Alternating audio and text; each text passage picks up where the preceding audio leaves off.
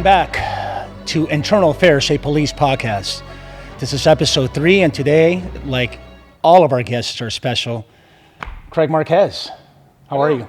Great. Good. Happy to be here. Hey, listen, before we get into all this good stuff that we're going to talk about internal affairs, you and I met a while ago, right? Well, yeah. How long has it been? You know what? I would say probably 20-something years ago.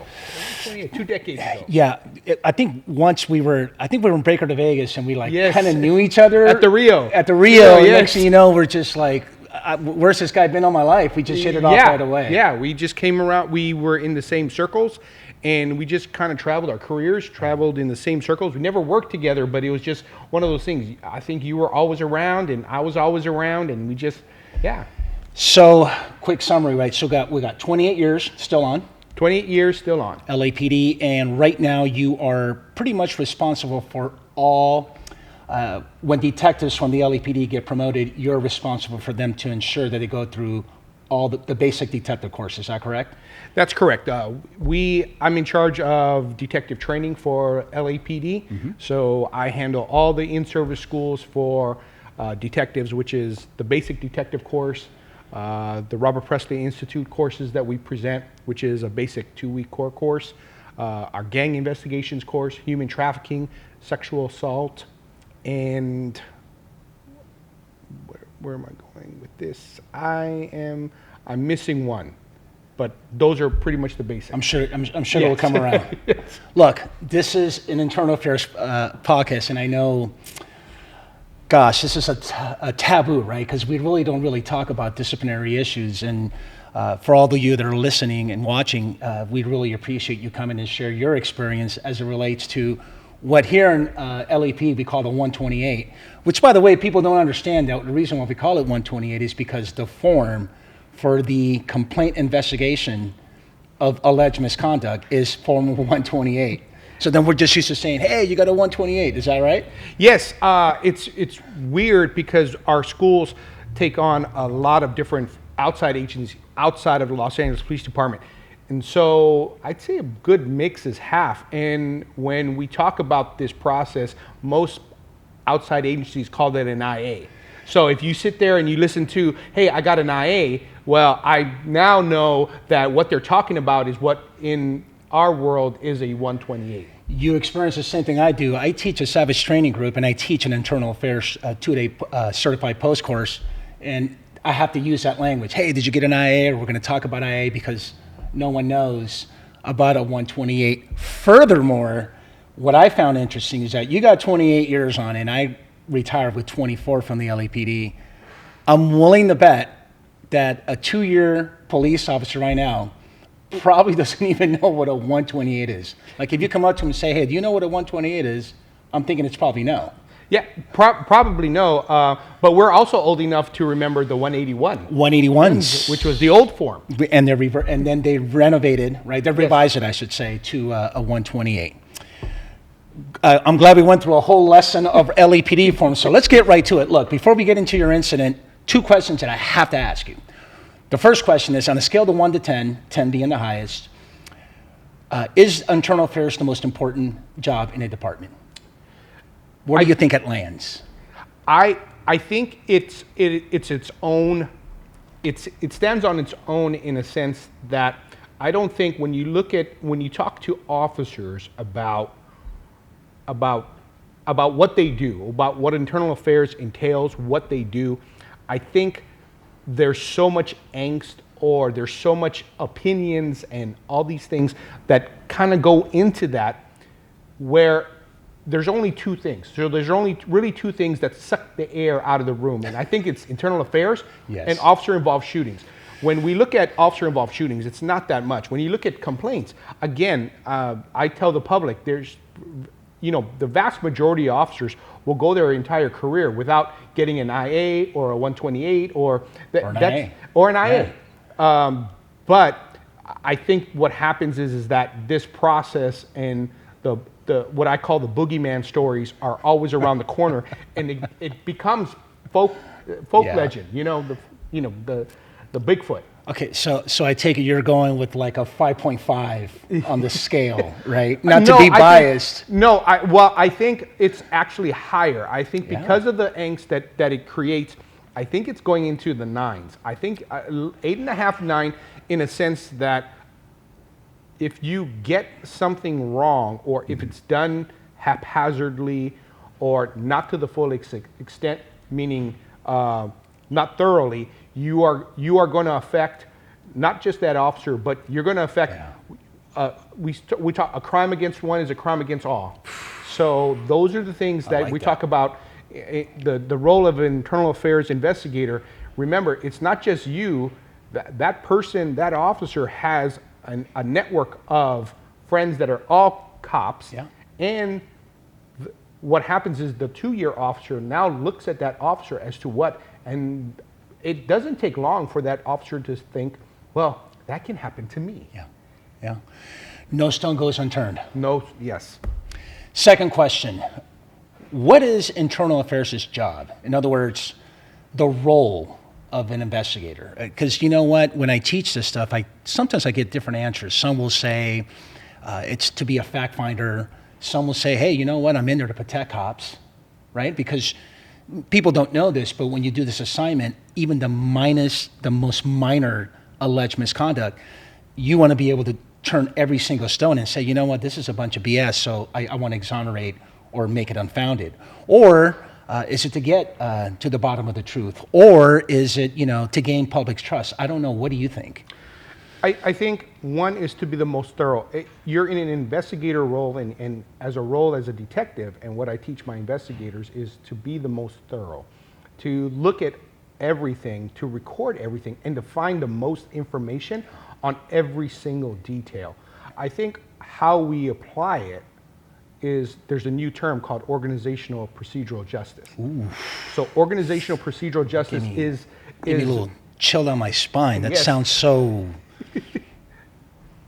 sophisticated, yes. if you will. So we know the tenets of even know procedural what that justice. means. Yes. So procedural justice, for those not in the law enforcement community, is do the people who live in your city, your town, or the citizens believe that what you're doing is fair, balanced, and without bias.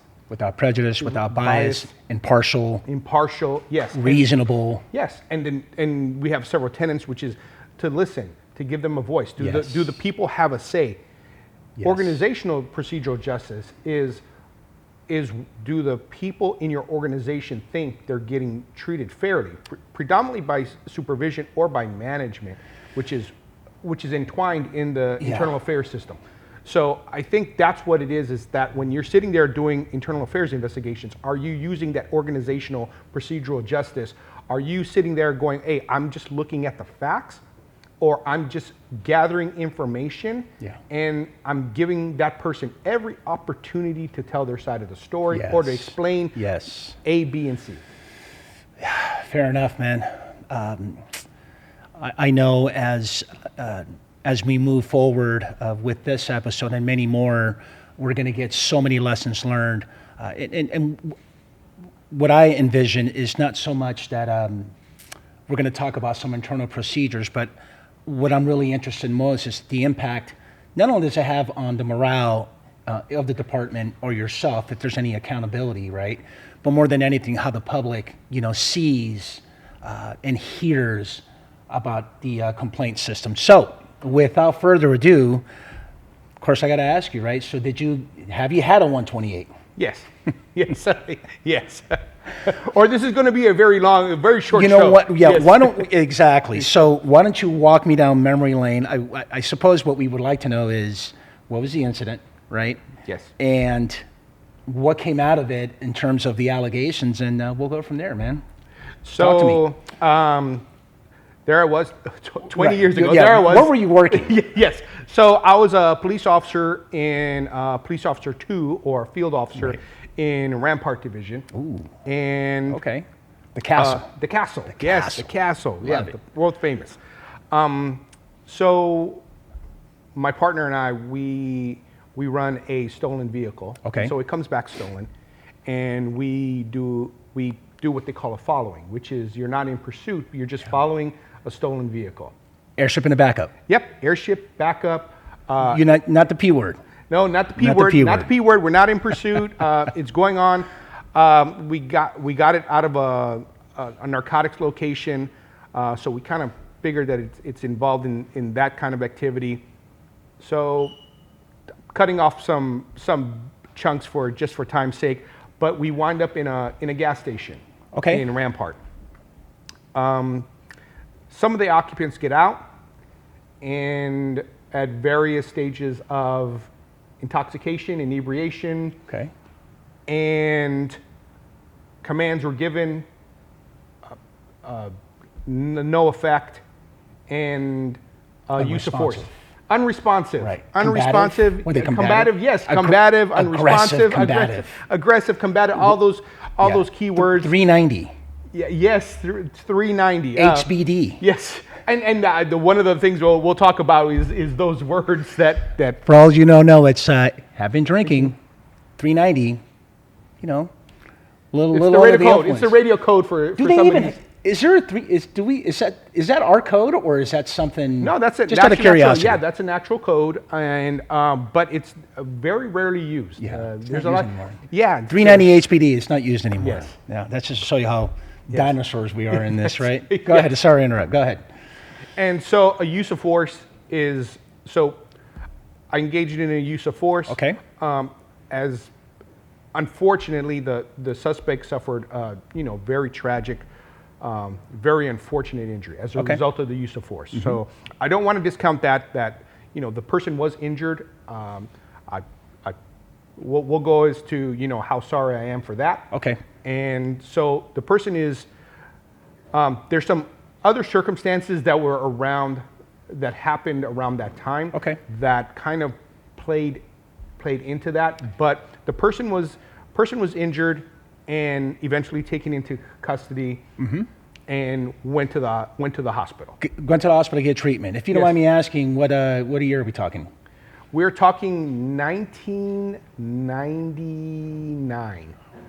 Wow. I wonder what happened in 1998. 98. Late 98, where I was in the academy with my classmates, and our instructor comes in and says, "Hey, I'm sorry to tell you, but we just found out that there was an officer in Rampart Division Yes. that went into a property room and pretty much checked out coke as evidence, and for some reason he stole it and returned it with Arm & Hammer, Yes. or sugar or something like that." I mean, they make movies, they make documentaries out of that whole incident.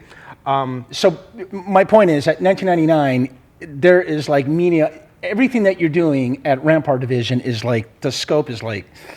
Yes. So to give it context, so the person we're talking about is Ray Perez. So Ray Perez was an individual who was a police officer in our crash unit, which is Community Resources Against Street Hoodlums, which is our gang unit at the time. So did you work crash at the time? No, I did not work crash. Ray's locker was right next to mine. Got it. So, and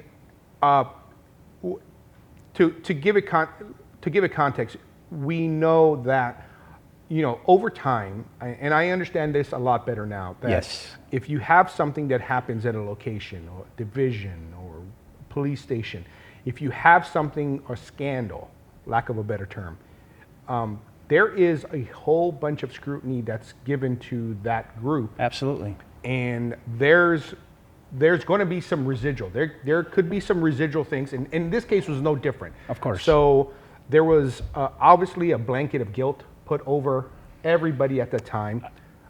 Use of forces and shootings were highly scrutinized, and you were going to be scrutinized to the fullest intent. If I may interject, I suppose what the message you're trying to send at the time is there's this blanket type of unfairness, right? And so because of this huge scandal that happened, would it be safe to say that for anyone who gets into a use of force in Rampart Division, you're like tarnished, and next thing you know, you're biased, and like, you know what? I don't care how awesome and how professional Officer Marquez is, but you know what? I need to really scrutinize the application of force. Is that something? That is the first thing that came to mind. Okay. That's the first thing that came to mind. I think I look at it a different way. I mean, that was my first thought, and there is an element to that. I think looking back on it, I understand what happened. Okay. I'm a little bit more. I'm more educated. I educated myself, but also I have a different lens. I look at it at a different lens. Yeah. So it's different. But when you're now, to put that in context, in 1999 I had 4 years on. Okay. So this was a 4-year police officer. Yes. Making judgment, coming to a judgment, making decisions, and then also having something like that happen to them without the benefit of experience or even a lot of training. No, well said. Absolutely. Just to kind of walk through this process. So my understanding is you had a 128 because of this use of force incident. They frame allegations against you and your partner? Yes. Okay. Oh no, just me. Just you. Yes. Okay. How many allegations, and if you can share what type of allegations? So 3 allegations of excessive force. Okay. And take me to, how did you find out about these allegations? Did I send you an email? I don't think if emails were that popular, but did they call you or No, did they say, here, come, hey, Craig, today you're going to get interviewed, get a rep? Or Well, okay, so the process was a little bit different in a sense that almost automatically the civil lawsuit came. So as almost a general rule, if you get sued civilly, they're going to launch a 128 or an IA. Absolutely. That's automatic. Yes. So as a result of this use of force, he lawyered up, right? Yes. And ended up filing a claim for excessive force for a claim for damages. And you were notified that way? Is that the way it went down? Yes, it was. This was like almost, if memory serves me correctly, it was within a couple weeks. Okay.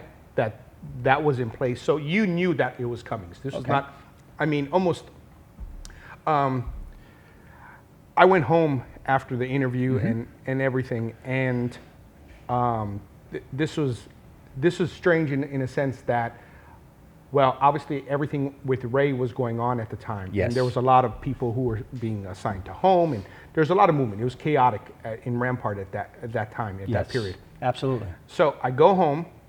I am working morning watch or a graveyard shift. Okay.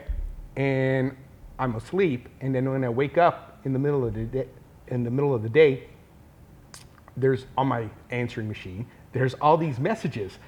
And phone. so yes. Little thing, answering machine. Yeah, Press I'm play. like, these flashing, like 20. There's like 20 flashing. I didn't have any more room. So hit it. Hey, Craig, did you see? Hey, Craig, did you wait? Hey, have you watched the news? Hey, Craig, have you read the LA Times? Hey, Craig, and it's just going on and on and on. Craig, call me back. Craig, and it's like all these things that are coming out. And I was like, wow. And so obviously, so I called the first guy who was my partner at that time, and I was like, hey, you called. He goes, hey, did you read the Los Angeles Times? And I was like, no, I just woke up. And he goes, oh, you should read the Times. And I was like, why? What does the Times say? And he's like, hey, he goes, hey, I always knew you were an asshole, but now I have documentation. And so I was amazed, because if I wrote an article about me, I could probably get maybe like a page. But this was a very long article. Okay, if I may interject, I'm not amazed because we did our show details that we still have pending, and you were involved in not one officer-involved shooting, but 2 officer-involved shootings. You were in 2 OISs, and at the time, because I just heard about you being in the LA Times now, but you made the LA Times back then. Yes. It's almost as if, and I I don't want to use like bad words, but it's almost like what we call, you're kind of like a little shit magnet. I've heard that term before. I've heard that term. Yeah, right? I've heard it before. Yes, I've heard it before. So here you are, you make the LA Times again. Well, at or the before. time. This is before. the first time. Yeah. This is before you actually made the LA Times. Yes. Got it. And for some good stuff. So you make the LA Times and everybody's telling you, and I mean, what's going on, man? So it starts. So before going viral was a thing, I went viral, and I started getting death threats. So people I don't that have way too much time on their hands were mailing letters. They were cutting out letters in magazines and periodicals, and then sending letters to the station, threatening my life, threatening my kid's life. It was Wow. Obviously the whole civil suit kind of and for those of you who don't know, so when a civil suit occurs, it's almost like the internal affairs portion gets pushed to the back because there's so much things that have to happen through the civil litigation side. Yeah. So I had this internal affairs complaint, but it was getting pushed back because now the civil suit was gaining steam. Was present. Yeah, was present. What was the result? So the civil suit wound up taking almost 3 years to do. So 3 years, which is a long time to be on Devil's Island, as they say, kit room. That's what I was going to ask you. So you got taken out of the field? Taken out of the field. And you went to the equipment room? Yeah. AKA kit room. Kit room. Yes. The Rovers, big old Rovers. Yeah, Rovers the bigger Rovers. They're like, handing out Chevys and Fords. They're like this big, huh? Yes. Handing out Chevys and Fords. And that's it. Keys. Just. Hey, kit room officer. Yes, that was my life for a very long time. How long you were a kit room officer? Over 2 years. Damn, I didn't even know that. That's crazy. Over 2 years. And got a new nickname for you now, but go ahead. So over 2 years, civil lawsuit comes up. We're looking at 5 different attorneys from 3 different law firms, over 25 depositions. So as a defendant, you get to be at all of them. So over 25. My deposition was 4 days. Wow. So 4 days of being depoed, and then 25 other depositions where I was present as the accused. And so that was a very, very long time. So for the purpose of time management in this episode, let me ask you this. So you did your deposition. Yes. 4 days. You still haven't done the compelled interview with Internal Affairs? No. Okay. And so my question to you is, at some point you did? Yes. Can you recall how long after your last deposition you did your compelled interview? It was a very long time. Okay. Because they wanted us to do the deposition first, then the compelled interview. Right. So did it take, here you are, you finished with the depo. If you can recall, what was the end result of the civil suit? They settled out of court for $2 million. Okay, great. So they settled, and now comes the admin portion. I should say Internal Affairs now is going to start getting a hold of you to interview you. Yes. Okay, and at some point you did your compelled interview? Yes. Now let me ask you this. When you did your compelled interview, did they provide you your transcripts from your deposition in order for you to prepare for your Internal Affairs interview? No. Interesting. We won't get into any Peace Officer Bill of Rights violations because it's been too long. But to be fair, I'd already read. You don't really care. Yes, I had already read them, so I had the transcripts and I've already read them. Right. But they never provided me with any of those things. It was right. But since you talked about it, it was kind of like it was clockwork. It really was, because the Internal Affairs interview was not 4 days. So it was like something I was like, this was like, it turned out to be the easiest interview I actually gave for that incident, because the last one, the first one was through our Force Investigation Division. Okay. And which was Leary. Yes, at the time. At the time. Right. And so that one was extremely long. Yes. I do the depositions, which was a long, drawn-out process, and then I get to the Internal Affairs part, and it turned out to be like the shortest part of, and really, in all honesty, the simplest part. Right. Adjudication. Can you tell us what happened? Sustained or unfounded? Sustained. Okay. Sustained. And when 3 allegations sustained? Yes. And after the sustained, we go into penalty. What was the penalty that you received, if any? 44 days. Wow. Okay. So let me ask you this. At the time that you received your 44 days in 2001, 2002, somewhere Yes. in there. Yes. Right? As a young, you still have like 6, 7 years. Yes. I got to ask you, any accountability on your part in terms of what happened and I suppose the type of penalty? You know, if that's something that you felt was fair and reasonable at that time. Oh, at that time, no. You were- At that, I mean, and I just want to like, for your viewers, I just want to Yeah. put it in context. This happened to me when I was very young on the job, and so when it happened, the first inkling is obviously that's a huge penalty, and one of the things It is. One of the things they don't tell you in the back is that those 44 days, if you're on the compressed work schedule, they convert you back. Yes. So in reality, that 44 days turns out to be 73 in actual. Wow. So it's 73 actual suspension days at the end of the day. Wow. So when they convert you back to an 8-hour shift. Yes. But those things happened, and I was very. Don't get me wrong. I don't want to discount, the way I felt or what I thought about the process Of course, and of course. everything else. But That- I was so blessed that shortly after, and it's always been around me, that I've had some really good, people first, Yes. that just happened to be supervisors that were in my life that really gave me some guidance, told me what I needed to hear at the time, Yeah. was able to put things in perspective and keep me focused on the next step. Yeah. And if it wasn't for that, I probably would have, and to my part, this was blind faith. Like I did not know if they were telling me the truth at that time, or Right, they were just right. blowing smoke up my, Yeah. what. So you kind of wonder whether there is trust or not. But I respected those men enough to give them the benefit of the doubt, and really, so the suspension happened. And there were several things that they were preparing me for, and I had a sergeant in SWAT, Scott Defoe. If you're watching, Scott, thank you. And he was very adamant about what I should do and how I should prepare for that moment.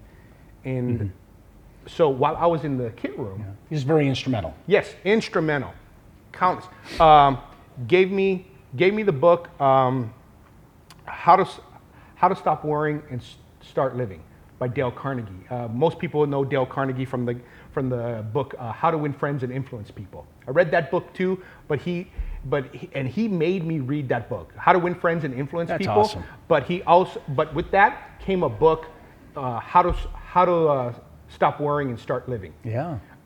Those two books were really instrumental at that point in my career because I was going through a crisis. And he talked about that process, and he talked about me studying. So while I was in the kit room, I was studying. I studied for the promotion exams. It was detective and sergeant. And I went crazy. I went to every seminar. Good for you. I read every page. I think I read the whole manual. I mean, there was so much studying, and there was all this training to prepare people for the next promotion that it was, so I had a base of knowledge, even going into it. Yeah. So when that happened, it got me a little bit sidetracked because I got up in my feelings, and there you are, you're angry, Of course. and it was them coming in and pulling the collar back a little bit and say, hey, don't lose focus about where you're going. Another one was, most people know Deputy Chief Bob Green, but I knew him as Lieutenant Green, and he was my lieutenant back in Rampart. Another mentor. Yes, and he told me and had me and talk about how I carry myself, and Yes. the determination that you have to be, and the anger you feel has to focus you on the next goal. Yeah, I will say that adversity says a lot about your character. I experienced something young in my career where I also had a 128, but that's a whole different story. But it sounds to me that these are lessons learned. You got some growth, and you're speaking from the lens of, as we sit here today and reflect on what happened. Is there anything that you can tell a young officer that's either on the job or is trying to come on the job? I suppose, how do they prepare, not so much learning use of force or the application of force, but preparing for the emotional component that comes with it? Because I could imagine, it had an impact on everything, your community, your morale, and more than anything, your family. Is there anything that you can advise to the young ones? Yes. So we're a pack. It's we talk about pack mentality and how we operate in the pack. But through adversity, you really have to separate yourself from the pack, because the pack can kind of wear you down. So when I was going through this phase, another person, Rich Marquez, who was the captain, turned out he was the captain that got kicked out of Rampart at the same time. Yeah, no, we're trying to get Captain Marquez to come on the show for sure. And, I mean, he told me he was like, you look like $1 million when you come out. Of course, I was a little bit skinnier at the time, but he was like, make sure your uniform looks sharp, make sure you polish your badge every day, make sure your boots shine. He goes, you are to sit in the front row. And I was like, I'm not on probation. He goes, you sit in the front row, you ask a lot of questions. It's very important that when we talk about these things, is that we always give context, and this is what I hope I can give context to, is that this happened, but your career is going to be 30 years or 20 something years, 25 at least, or 20. So is that going to be your only thing? And if you can't get over it, then you can't ask other people to give you a chance, because you're not over it yet. So you need to sit there, and it worked, because I came back from suspension, and a year later I was a detective. Good for you, man. You know what? It's that old saying, right? Don't let something like this define your career, because look at you now. You're a detective too. You're running this whole operation, a whole for unit, and then basically everybody who makes detective, well, I should say every officer or even a sergeant, right, that makes detective in the LAPD has to go through our schools, to your schools, or else they're not going to be detectives, because it's a post-certified course. Yes, and those things, all those things that was given to me at that time is something that I pass on. There's a use of force component. And we talk about all those things that came back. There was issues then, command and control. Of course. One of those things before command and control wasn't even in existence back then. It wasn't even in existence. They didn't even know that. And I think, to that extent, I think had we had the training that we have now, so the chances of that happening to an officer now, very little. Got it. Very Good point. small. Good point. Very good point. With the way we train with de-escalation, the tools that we are given, that I seriously doubt that incident would have occurred had we had the training that the officers that currently work in the field for LAPD have now. That's right. Not to get too much into AB 392, which is the renovation of 835 APC that talks about our use of force policy. Totally get that. Look, we're at the tail end. I really thank you for sharing that with us, and hope we definitely get something out of it. So now we're at the point where we start talking about best and worst. So what I want to know, not me, well, what the audience wants to know, best and worst. I want to know the best incident you had in your career and the worst. Let's go with the best first, if you can think of one, which I'm sure you can. The best, I will tell you that not the incidents that brought me fame, but incidents that brought me fame. It's a tragedy in that there were people that lost their lives. So number one, even the suspect that lost their life, we understand, and I if any of their family, victims or suspect is watching this, my condolences still to today. So, but I think the highlight, the highlight has to be when you go to the White House. So that's a good one. So when I went to the White House, who's going to top that? To get the top cop award, which is the award for being one of the top law enforcement officers in the nation. Dang. So Topper, dude. I walked through. Sauce. I walked through the front. I walked through the front door of the White House, and the first thing I thought of, we talked about it earlier, was like, man, the kit room. I went from the kit room to the White House. That should be like a headline for a book in your career. Because So- I got to tell you, you made the LA look you'll know later on in the future. My man over here has made LA Times not once but twice, maybe even three times. Yes, 3 times. And we'll get into that Yes, later yes. on. I appreciate that. So here we are. You know what? Big ups, big majors on kudos, I should say, for Apringo de Oasis, top cop. Not many people. You know what? For the amount of officers, right, that we have in the entire United States, and don't quote me on this, but I think I'll get this right, because I always get it wrong. I think it's 18,000?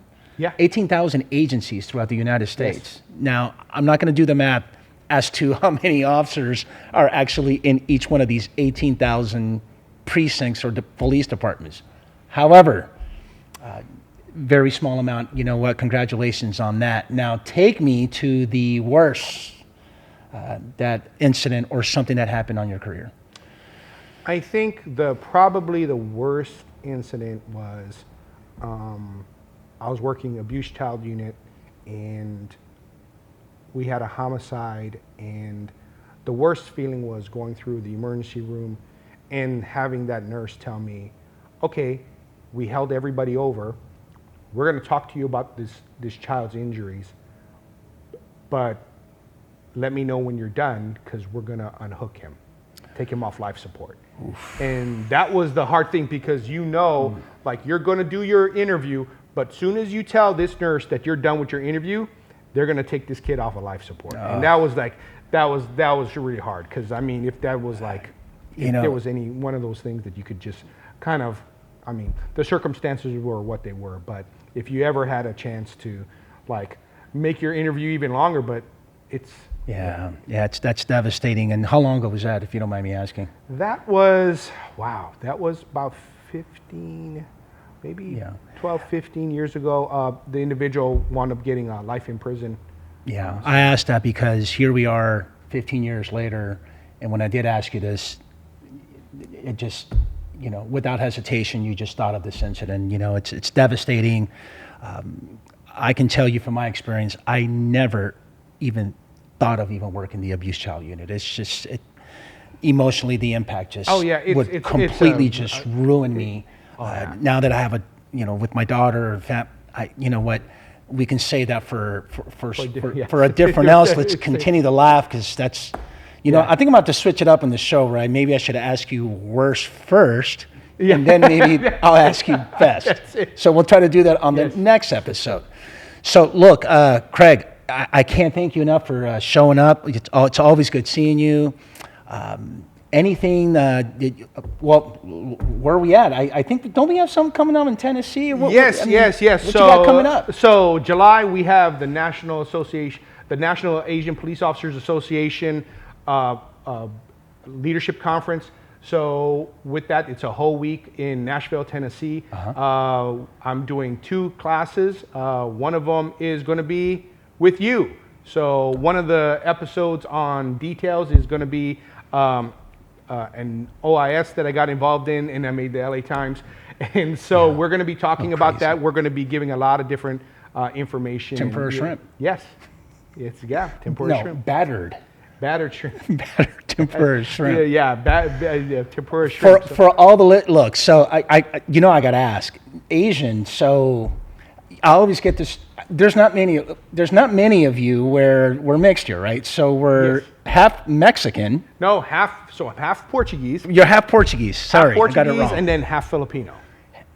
Wow. You know what? That I'm going to save that for over drinks. We can talk about how that happened.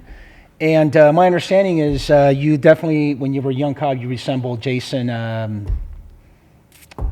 actor. So in my younger days, I was Jason Momoa, who's we're trying to get him to play. We're trying to get him to play in the episode, and so we're hopefully, trying real hard. I think I can make it happen. To be realistic, just to make it realistic, to make it as realistic as possible. We'll get Jason Momoa to play me in the episode. My man, thank you so much for showing up. We're going to wrap it up. And for everybody who's listening and watching, please don't forget to subscribe to our YouTube channel. And certainly don't forget to follow us on Instagram. All the information will be on the channel. And without further ado, I'd like to thank everyone, and be safe out there. And don't forget to go Code 6. SAS.